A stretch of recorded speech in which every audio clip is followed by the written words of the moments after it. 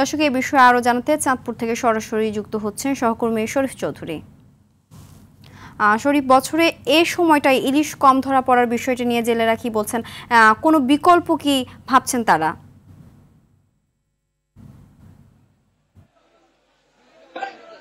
Cynthia, আপনি যেমনটি বলছিলেন, আসলে এই বর্তমানে এখন এই যে সময়টা চলছে এটা হলো ইলিশের ভরা মৌসুম।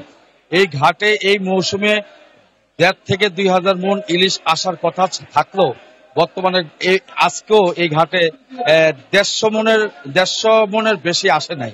অর্থাৎ এত কম, অর্থাৎ চাহিদার তুলনায় কোনো মাছই নেই। আর চাঁদপুরের যে পদ্মা মেঘনা নদীর কথা বলছিলাম, সেই কথা হলো যে ভিন্ন কথা, যে চাঁদপুর পদ্মা মেঘনা তেমন একটা ইলিশ নেই। এখন যেসব ইলিশ আসছে সেগুলি ট্রাক যোগে হাতিয়া সন্দ্বীপ থেকে আসছে, এবং কিছু অনেক ছোট ছোট মাছ, বেশিরভাগ মাছই আসছেন সে চিটাগাং থেকে।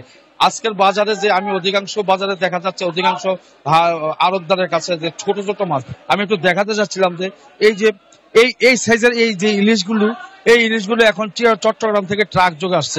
অর্থাৎ এগুলি অত্যন্ত ছোট ছোট মাছ। এই ইলিশই এখন চাঁদপুর ঘাটে ভরপুর।